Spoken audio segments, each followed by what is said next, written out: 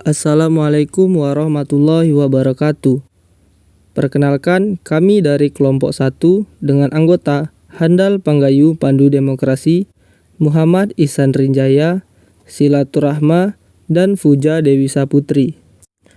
Pada video kali ini, kami akan menjelaskan teori kepribadian menurut Harry Stack Sullivan. Mari kita simak video berikut.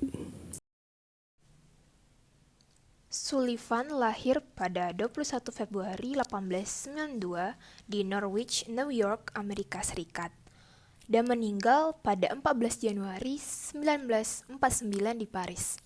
Beliau juga dikenal dengan psikiater Amerika yang mengembangkan teori psikiatri berdasarkan hubungan interpersonal.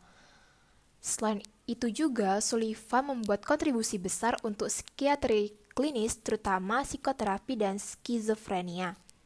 Dilihat dari riwayat pendidikannya, Sullivan menerima gelar MD dari Chicago College of Medicine and Surgery pada tahun 1917. Selanjutnya ada struktur kepribadian oleh Sullivan, di mana Sullivan sendiri mengemukakan ada 4 macam struktur kepribadian. Yang pertama ada dinamisme atau the dynamism, di mana dinamisme adalah pola khas tingkah laku atau transformasi energi yang menetap dan berulang terjadi yang menjadi tingkah laku seseorang. Dinamisme melayani kebutuhan kepuasan organisme melibatkan bagian tubuh yakni alat reseptor, efektor, dan sistem syaraf. Selain itu, dinamisme juga mempunyai bentuk, yaitu ada 4 bentuk.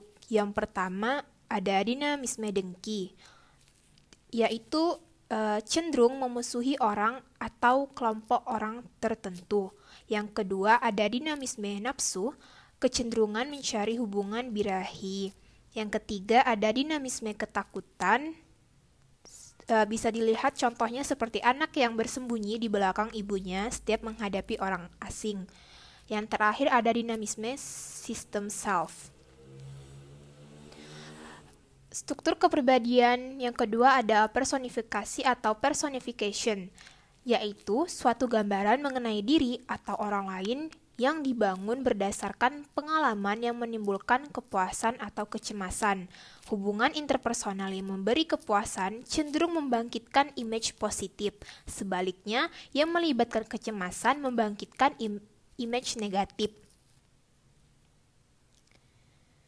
Dilihat dari hubungan interpersonal ibu dan bayi, di mana ada 2, ada good mother atau bad mother, di mana good mother sendiri pengalaman baik bayi yang didapatkan dari ibunya. Perlakuan baik yang dilakukan oleh ibu kepada bayinya akan berdampak bagi bayi tersebut yang menganggap bahwa ibunya adalah good mother. Sedangkan semisalkan ibu tersebut memperlakukan bayinya dengan buruk, maka bayi tersebut menganggap bahwa ibunya adalah termasuk ke dalam bad mother. Selain itu, ada hubungan antara gambaran tentang diri sendiri yang berkembang, hubungan interpersonal diri sendiri. Dimulai dari good me, yaitu yang dikembangkan dari pengalaman dihadiahi, dimulai dengan hadiah kepuasan makan atau kepuasan lainnya, di mana itu membentuk image saya baik. Selanjutnya ada bad me, artinya saya buruk. Itu terlahir dari pengalaman kecemasan akibat perlakuan ibu atau pengalaman ditolak atau dihukum. Contohnya semisalkan anak itu dihukum atau dia diperlakukan buruk oleh lingkungan sekitarnya, maka dia beranggapan bahwa dia adalah bad me, saya buruk. Keduanya, good me dan bad me bergabung ke dalam gambaran diri.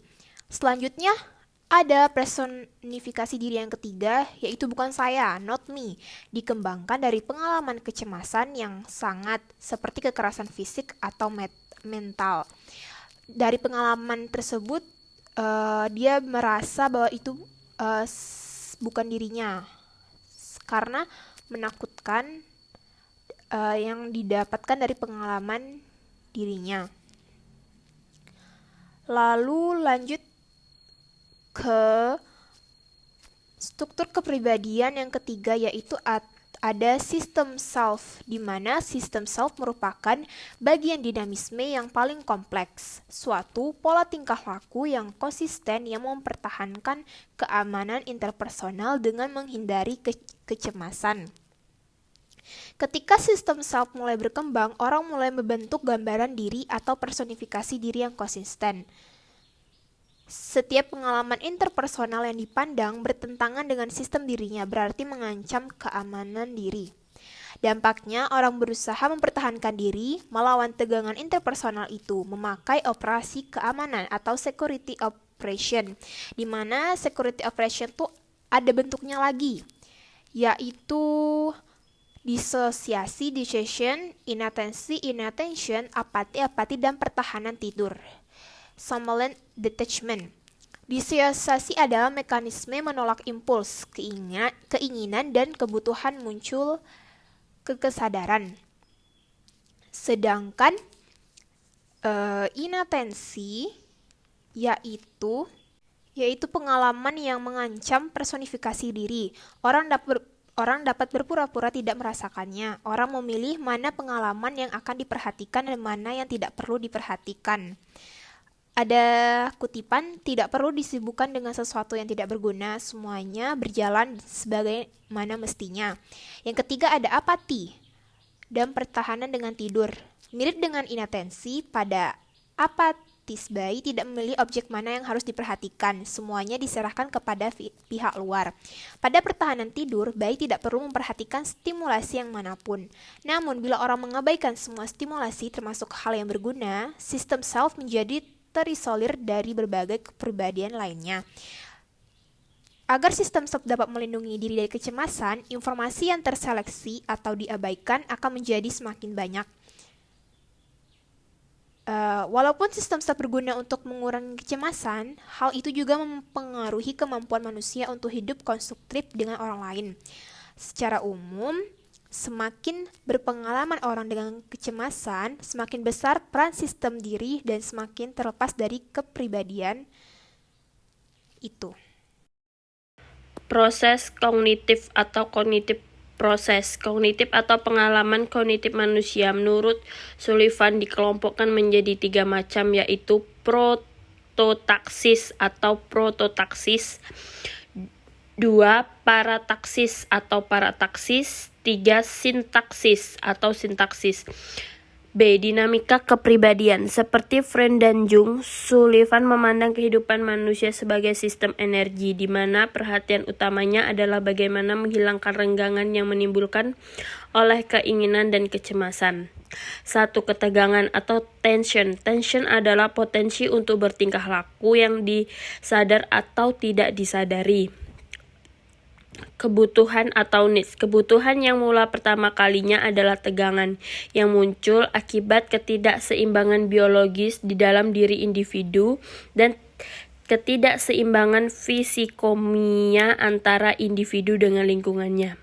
Kecemasan. Kecemasan menurut Sullivan merupakan pengaruh pendidikan yang paling besar sepanjang ayat, disalurkan mula-mula oleh perilaku keibuan kepada bayinya. Jika ibu mengalami kecemasan, dia akan mengatakannya pada wajahnya, iramanya, dan kata tingkah lakunya. 2. Transformasi energi. Energi transformasi. Tegangan yang ditransformasikan menjadi tingkah laku, baik tingkah laku yang terbuka maupun yang tertutup, disebut transformasi energi. C. Perkembangan kepribadian. Sullivan membagi usia menjadi 7 tahap perkembangan, masing-masing mempunyai sumbangan penting dalam membentuk kepribadian. 1. Bayi atau infansi, lahir bisa bicara 0-18 bulan. 2. Anak atau childhood, bisa mengucap kata, butuh kawan bermain 1,5-4 tahun. Baiklah, di sini saya akan menjelaskan tentang remaja awal. Usia sekolah berkeinginan bergaul intim 4-10 tahun. Tahap Yuveni atau remaja awal berlangsung sepanjang usia sekolah dasar sampai anak membutuhkan persahabatan yang akrab sekitar usia 10 tahun. Perkembangan penting dalam tahap ini adalah loncatan sosial ke depan, anak belajar berkompetisi, kompromi, kerjasama, dan memahami makna perasaan kelompok. Mereka mendapat pengalaman dengan otoritas di luar rumah. Peluangnya untuk melakukan validasi konsensual yang mendukung pikiran sintaksis semakin luas. Tahap ini juga ditandai dengan munculnya konsepsi tentang orientasi hidup. Selanjutnya yaitu preadolescent, mulai bergaul akrab pada masa pubertas 8 atau 10 tahun sampai 12 tahun. Periode ini sangat singkat, berakhir sampai pubertas, tetapi sangat penting. Preadolescent ditandai oleh awal kemampuan bergaul akrab dengan orang lain, bercirikan persamaan yang nyata dan saling memperhatikan. Mereka membutuhkan teman akrab dari jenis kelamin yang sama, teman yang dapat menjadi tempat mencurahkan isi hati dan bersama-sama. Menurut Sullivan, melalui persahabatan karib, remaja mungkin dapat memecahkan masalah pada tahap sebelumnya seperti sikap malevolent atau kecenderungan disparagement. Melalui hal tersebut, anak belajar bahwa orang dapat memberi kelembutan, perhatian, dan hormat. Hasilnya, tidak perlu menyiapkan kemarahan atau menyerang harga diri orang lain. Selanjutnya yaitu adolescent awal, pubertas, pola aktivitas seksual yang mantap, umur 12 sampai 16 tahun. Perubahan fisik usia pubertas mengembangkan hasrat seksual pada periode awal adolescent. Pada tahap ini, pola aktivitas seksual yang memuaskan seharusnya sudah dapat dimiliki. Banyak problem yang muncul pada periode ini merefleksikan konflik antara 3 kebutuhan dasar, yaitu keamanan atau bebas dari kecemasan, lalu keintiman, pergaulan akrab dengan seks lain, dan kepuasan seksual. Selanjutnya yaitu adolesen akhir, kemantapan seks, tanggung jawab sosial, 16 tahun sampai awal 20-an. Periode ini berakhir sampai pemuda mengenal kepuasan dan tanggung jawab dari kehidupan sosial dan warga negara dewasa. Selama periode ini, pengalaman semakin banyak terjadi pada tingkat berpikir sintaksis. Apakah orang bekerja atau melanjutkan kuliah? Mereka harus memperluas pemahamannya mengenai sikap hidup orang lain, pemahamannya mengenai tingkat saling ketergantungan dalam hidup, dan cara menangani berbagai jenis masalah interpersonal. Tahap ini ditandai dengan pemantapan hubungan cinta dengan satu pasangan. Namun, menurut Sullivan, perkembangan luar biasa tinggi dalam hubungan cinta dengan orang lain bukan tujuan utama kehidupan, tetapi sekedar sumber utama kepuasan hidup. Kemasakan.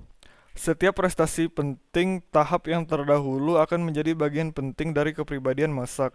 Jadi dewasa yang masak hendaknya sudah belajar memuaskan kebutuhan-kebutuhan yang penting, bekerja sama dan berkompetisi dengan orang lain, mempertahankan hubungan dengan orang lain yang memberi kepuasan intimasi dan seksual, dan berfungsi secara efektif di masyarakat di mana dia berada. Menurut Sullivan, di antara pencapaian-pencapaian itu, intimasilah yang paling penting. Aplikasi 1. Gangguan mental. Menurut Sullivan, semua gangguan mental berasal dari cacat hubungan interpersonal dan hanya dapat difahami melalui referensi lingkungan sosial orang itu. Kekurangan-kekurangan yang ada pada penderita psikiatri juga ditemukan pada orang-orang normal, hanya dalam kadar yang rendah.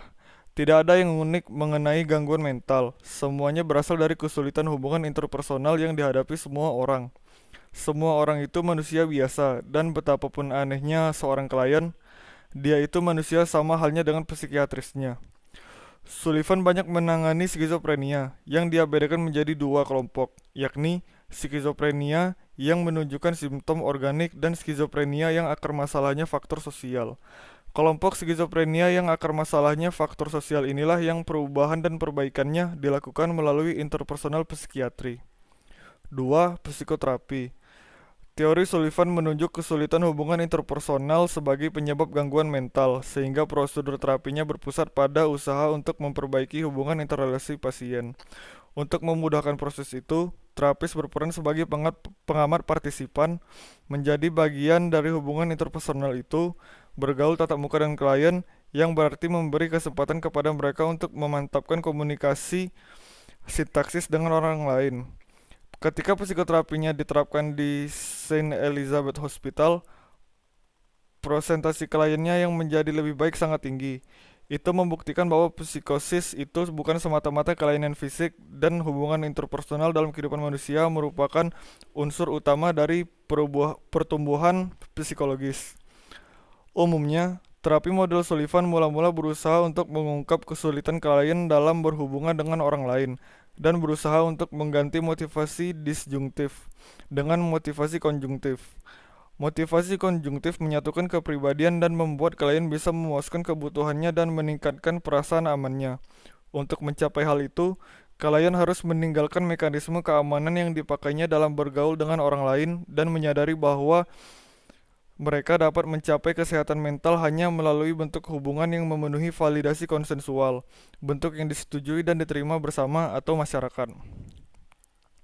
Sullivan membagi interview dalam 4 tahapan: pembukaan, pengamatan, pertanyaan detail, dan pemberhentian. Walaupun terapis melakukan interview, terapis pengikut Sullivan tidak terlibat secara pribadi.